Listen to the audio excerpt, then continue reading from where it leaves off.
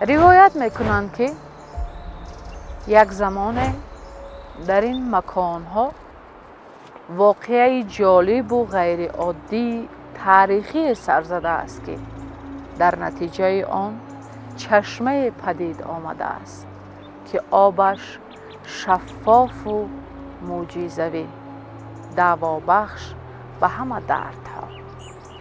همکنون با گذشت 1000 ساله ها هزاران اعتقادمند و باوری داشتگان به این مکان می آیند تا دردهایشان دوا بیابند. با صمیمیت زیاد درود بر شما بینندگان ارجمند تلویزیون سیاحی و هنرهای مردمی، خاصتاً دوستداران برنامه روایت یا حقیقت. در پی جستجوی حقیقت داشتن این روایت های جالب وابسته به تاریخ پیدایش چشمه آوازه‌دار بیبی فاطمه زهرا واقع در ناحیه اشکاشم هستیم. دوستدار دانستن حقیقت این روایت های جالب هستید، پس با ما باشید.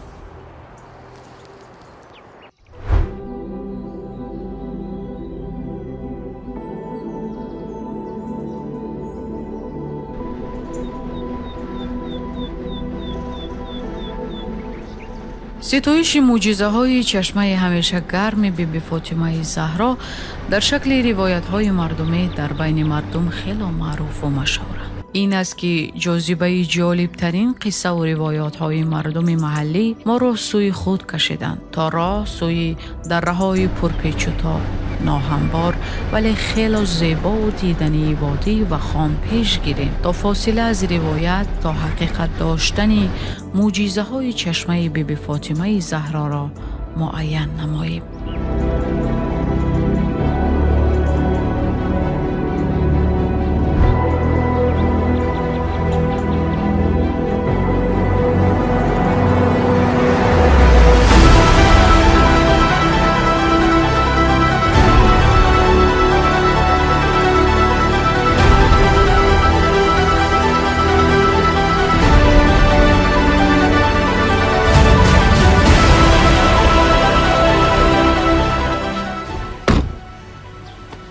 اکنون پس از طی نمودن راه پرتشویش ما رسیدیم به استراحتگاه طبابتی بیبی فاطمه زهرا و در اینجا ما جالبترین قصه و روایت ها را وابسته به پیدایش این چشمه معجزه‌ای خواهیم شنوید و از انفراساختار و شکل خدمت رسانی ها در این طبابتگاه آگاه میشویم.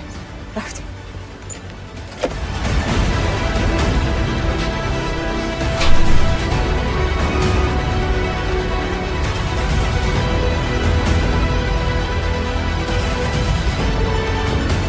آسایشگاه بیبی فاطمه زهرا برای سابقه‌داران جنگ و مهنت سال 1986 ساخته شده. دوام قریب 40 سال است که مکان فراغت و استراحت صدها اعتقادمندان و باوری داشتگان معجزه‌های دوابخشی چشمه بیبی فاطمه زهرا است. اینجا مکانی است که از هر گوشه کشور با نیت نیک و اخلاص خاص با مقصدهای گوناگون می‌آیند تا دردهایشان دوا و زخمهایشان معوا یابند.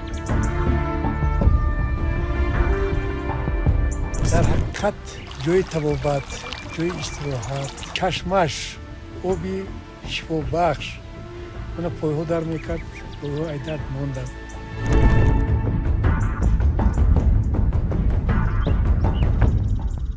موضع جای گرفته آسایشگاه بیبی فاطمه زهرا برای سابقه‌داران جنگ و مهنت مکان دانسته می شود که شروع حوادث‌های تاریخی پیدایش چشمه بیبی فاطمه زهرا از همین جا آغاز می کردند. این مکان در نزدیکی قلعه یمچون قرار داشته. طبق روایت‌های مردمی گویا که یکی از نزاع‌های سخت بین عرب‌ها با سرداری خلیفه علی با سپهسالاران قلعه یمچون محض در همین جا سر زده بوده است که این حوادث روی خاک و خاطره‌های مردم تا به امروز نقش بسته است.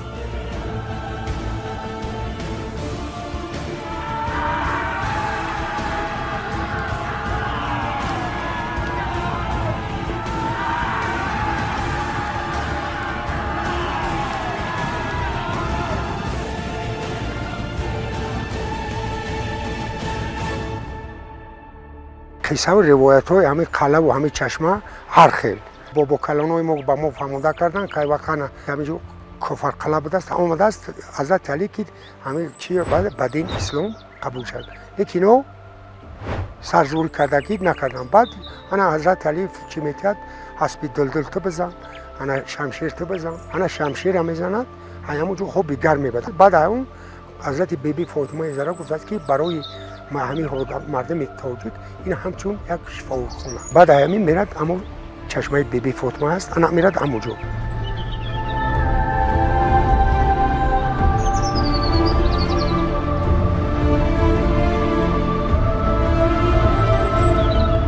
در پیراهه‌های پیچ در پیچ و پر اسرار این قشلاق طلایی راه سوی چشمه بیبی فاطمه زهرا داریم.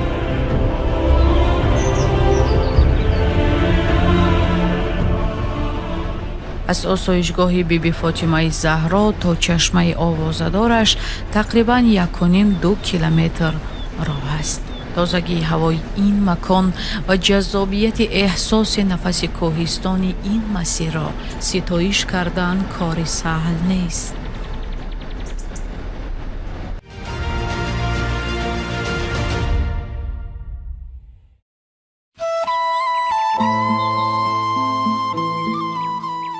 صدای کبک و پرندگان کوهستانی با آمیزش صدای دلنواز دریاچه شوخی که از چکیده دل پیریخان نیرو گرفته لذت آب کوهستان را تا به دوره‌های دور میبرد به کس روح و روان خاص میدهد.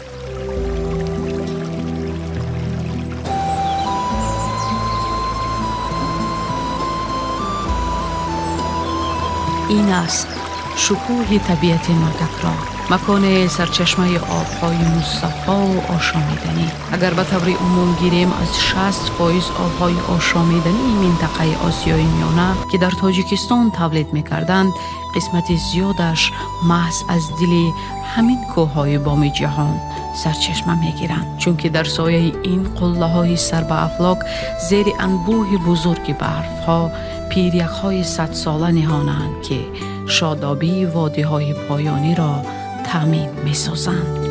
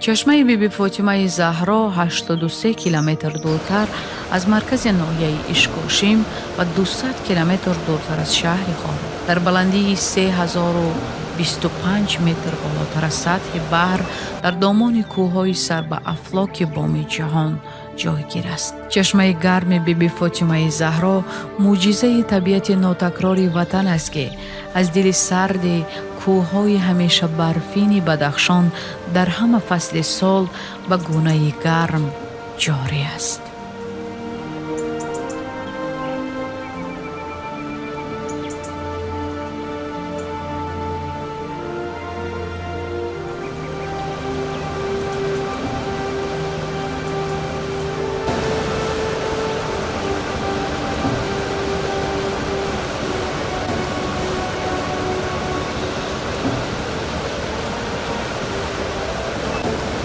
بینندگان ارجمند، این راهرو است که ما را جانب چشمه بیبی فاطمه زهرا میبرد. خیلی با طرح جالب و زیبا ساخته شده است که در اینجا امکانیت است تا از جذابیت این منظره ناتکرار دیدن نماییم.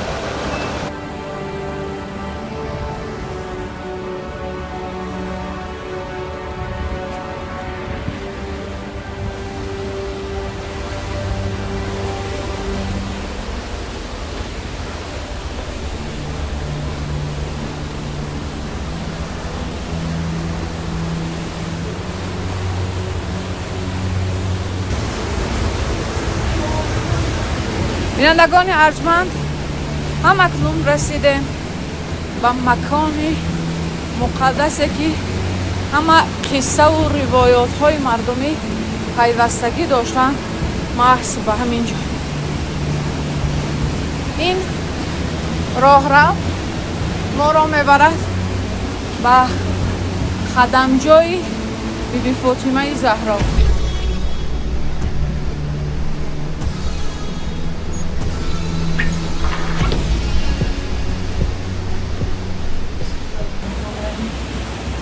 بینندگان ارجمند، اینجاست قدمجوی بیبی فاطمه زهرا، یکی از ماندگارترین چهره های عالم اسلام.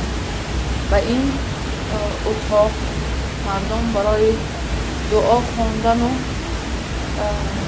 طلب بخشش و عافیت و عملی گردانی آرزوها رو به پروردگار می‌گذارند.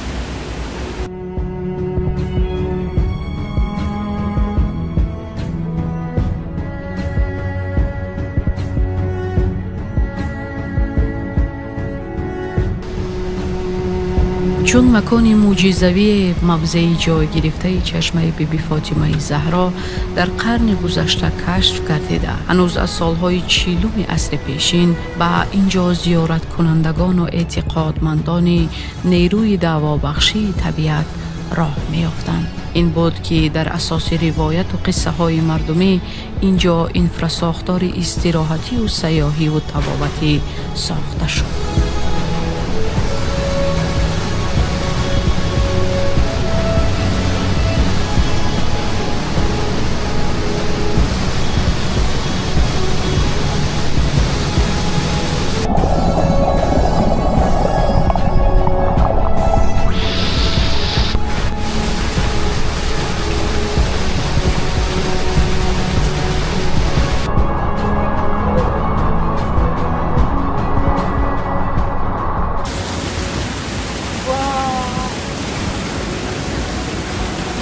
اینجاست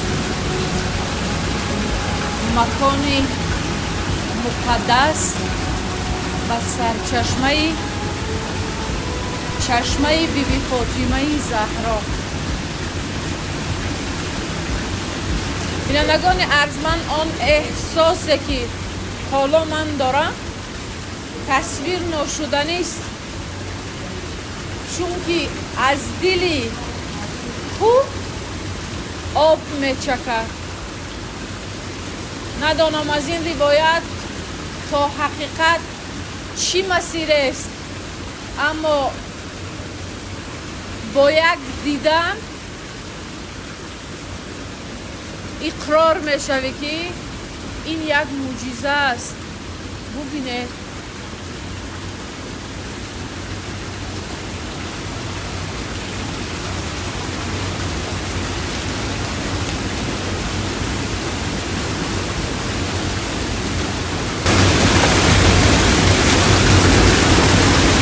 به نوار گرفتن درون چشمه کاری کمی سهل به نظر رسید، چون که یا هوای بوغی چشمه که با گرمی 43 گرادوس از دل کوه میبارد، هوای اینجا پر از بوغ و گرمی می نماید که این انعکاسی زیبایی اینجا را کمتر ضعیفتر می سازد. و از روی روایت های مردمی چگونه نقل کردیم آن گوشه که در درون چشمه هست گوشه نیت نام دارد و هر نفره که با آرمان و آرزوهای زیاد به اینجا می آید حتما که باید دستش را در درون آنجا گذارد و هر چی که به دستش می آید این ثمره نیتی پاک و نشانه عملی گردی آرزوهایش است.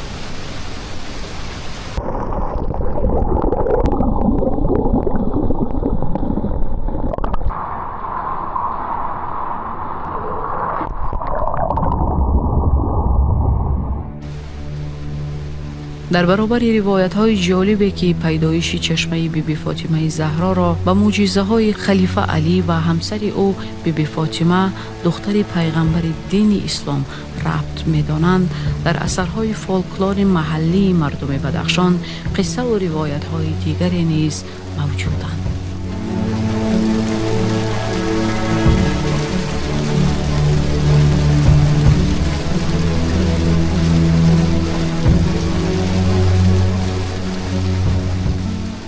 در یکی از روایت‌های مردمی گفته می شود که این چشمه به هزاره‌های دوی پیش از میلاد داخل داشته و آلیه آب و زندگی اناهیتا ربط دارد. دیگری باشد می گوید که آن از معجزه قتل اژدها پدید آمده است.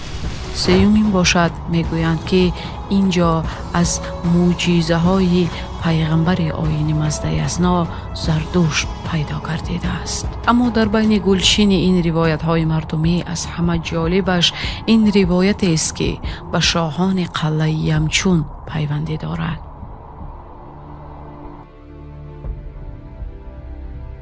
گفته می شود که زمان در قلعه یمچون حاضره که قهقه نیز گفته می شد، دو برادر قهقه و زنگیبار با خواهرشان زلهشم یا نام دیگرش زلخمار عمر به سر می بردند. قهقه و زنگیبار در گیر و دار جنگ ها با عرب ها کشته شده. زلهشم باشد برای غلام نگشتنش از قصر فرار نموده به دل این کوه می آید و ناپدید گشته. از جای چکیده اشکهایش چشمه بیبی فاطمه زهرا پیدا می گردد و اولها آن چشمه زلهشم نام داشته است که پس آن به چشمه بیبی فاطمه زهرا تبدیل داده شد.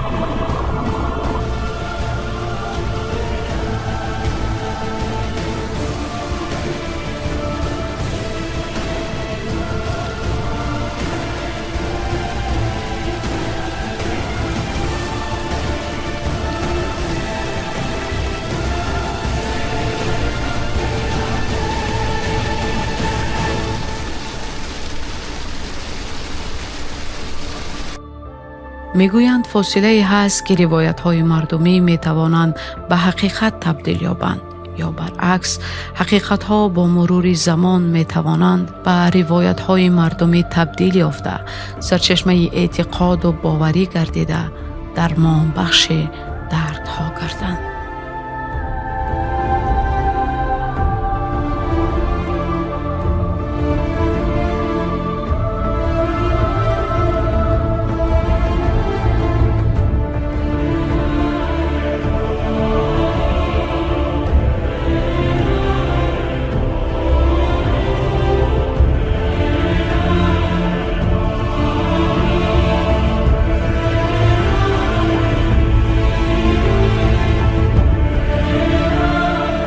برای استراحت انا به چشمه بیبی فاطمه زهرا اومدم با امید کلون با همینجا دیدار کردم. خیلی خرسند شدم که همینجا اومدم. شنیدن روایت های مردمی را دوست دارم، زیرا قسم زیادی آنها به احترام و اعتقاد در اساس باوری های مردم پیدا می گردند و برای محبوب و مشهور نمودن مکان و زمان و شخصیت های سبب می گردند. اما در ردیف روایت های جالب دانستن و معرفی وطن محبوبمان در چهارچوبه علم رساله همیشگی ماست. برای معین سازی فاصله از روایت تا حقیقت های چشمه بی بی فاطمه زهرا ما به چند شاخه علم توجه می نماییم. یکم از نقطه نظر علم تاریخ. تمام روایت های مردم این سرزمین که به حضرت علی و همسرش بی بی فاطمه زهرا دختر حضرت محمد پیوند دارند از نقطه نظر خادمان علم تاریخ پذیرفته نمی شوند، زیرا که در مسیر تاریخ به این سرزمین حمله عرب ها صورت نگرفته است. از پیوندی چشمه بی بی فاطمه زهرا با قلعه یمچون و چهره های تاریخی چون قهقه، زنگبار و صبحشم در مستند تاریخی یمچون در مسیر تاریخ به گونه علمی شرح خواهیم گفت.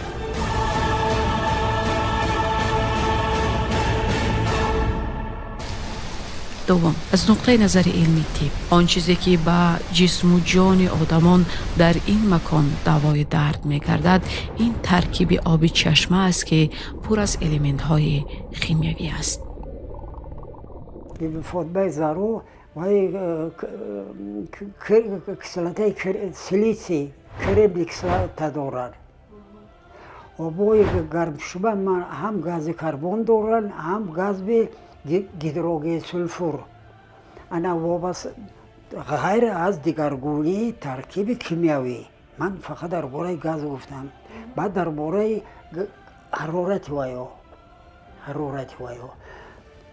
برای آبای معدنی خاص از حرارت وایو، ترکیب کیمیایی وایو، ترکیب گازدوکی وایو، ترکیب جایگیری وایو.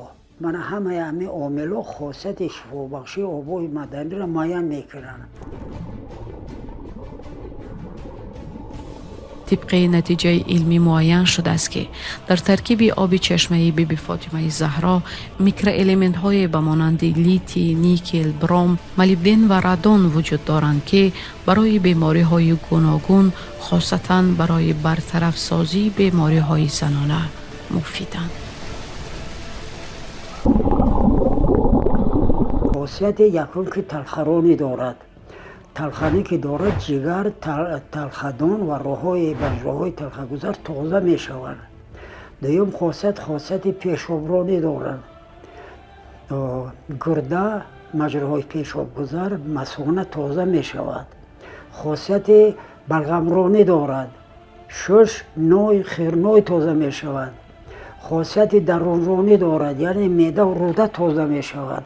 یه سر آخر خاصیت عرقرانی دارد. اگر بعد آبزرد بیایید یکون چیز توام گرم استعمال کنید تو خود پیچانید عرق میکنید. انا وابسته به عرق همه ماده های زهرناک در وجود بودگی تشغال دیگر به واسطه عرق میبراید. یعنی پره پاککاری وجود آدم به وجود بیاید. با شرطی که وی دوره طبابت رعایت کند. دوره طبابت در هر یک 6 ماه نه کم از 2 هفته.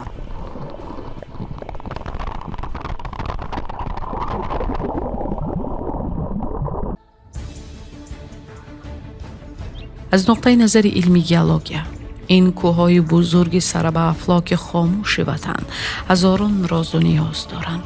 یعنی در نتیجه حرکت تکتونیکی زمین پیدا شدند و در ترکیب آنها 10 الیمنت خیمیایی موجود است که در نتیجه به هم آیی آنها عملهای خیمیایی پیدا شده آبی در ترکیب زمین بوده را گرم می سازند.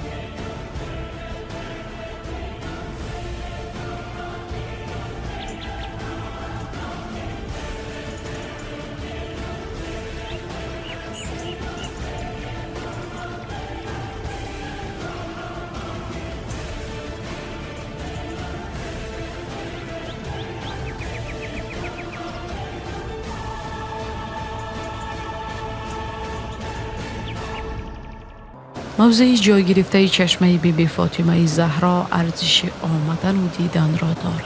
شاید نتوانم جذابیت چشمه گرم ناتکرار، هوای تازه صدای سفته شوی هر سنگ خارای کوه پاره ها را در دل دریاچه های شوخ و گونه ارزنده به قلم یا روی نوار آریم. اما با باوری کامل میگویم که موضع طبیعی تاریخی چشمه بیبی فاطمه زهرا ارزش آمدن و دیدن را دارد. دل این کوه داروی دارد، مرهم برای بیماران، تسکین دارد برای اعتقادمندان دین و علم دارد برای پژوهشگران علم‌های طبیعت شناسی، طب و تاریخ.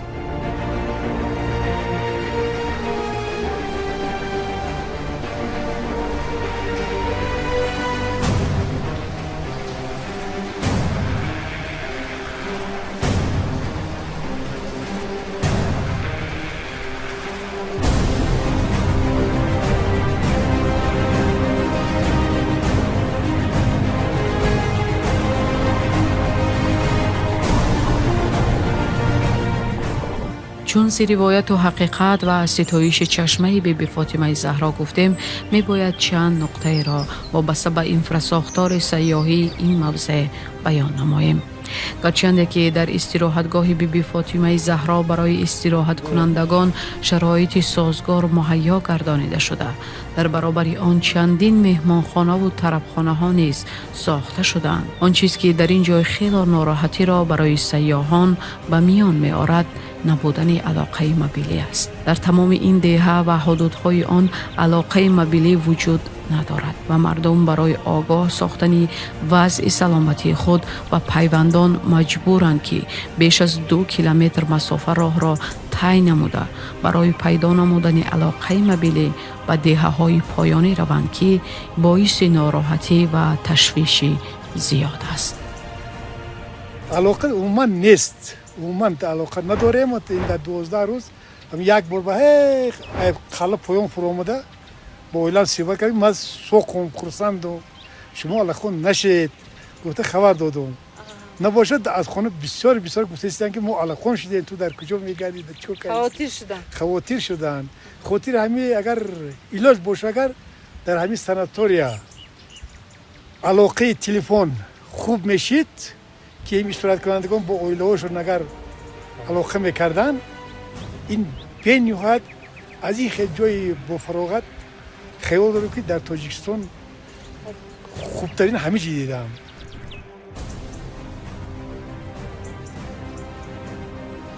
چون در حاشیه عملی‌گردانی سیاست دولتی در سمت جارینمایی حکومت الکترونیک قرار داریم، امید بر آن می‌بندیم که مسئولین به این سمت دقت خاص روانه نموده امکانیت فراهم می‌آورند که طریق جهان بیکران اینترنت سیاحان و استراحت کنندگان این موضع این مکان را به گونه ارزنده معرفی خواهند نمود.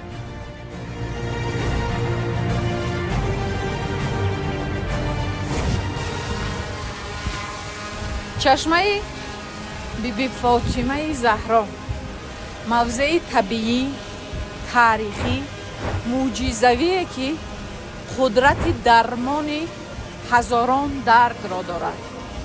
اینجا مکان است که حتی میتواند به جسم و روح و روان ما ملهم باشد و اینش روایات نیست، حقیقت است که من خود با چشمانم دیدم. بینندگان ارجمند، از روایت تا حقیقت هرچی که بود وابسته به تاریخ پیدایش چشمه بیبی فاطمه زهرا و خصوصیت‌های دعوابخشی او منظور شما نموده. قضاوت در دست شماست و حقیقت بیشک این موضع جالب این است که ما هر یکمان مسئول و وظیفه‌دار هستیم که در راه حفظ و معرفی چنین مکان‌های خداداد سهم گذار باشیم. در اینجا میرسیم به فرجام برنامه با امید تنصیحاتی خانه آبادی و گلگل شکوفایی تاجیکستان عزیز. تا برنامه‌های دیگر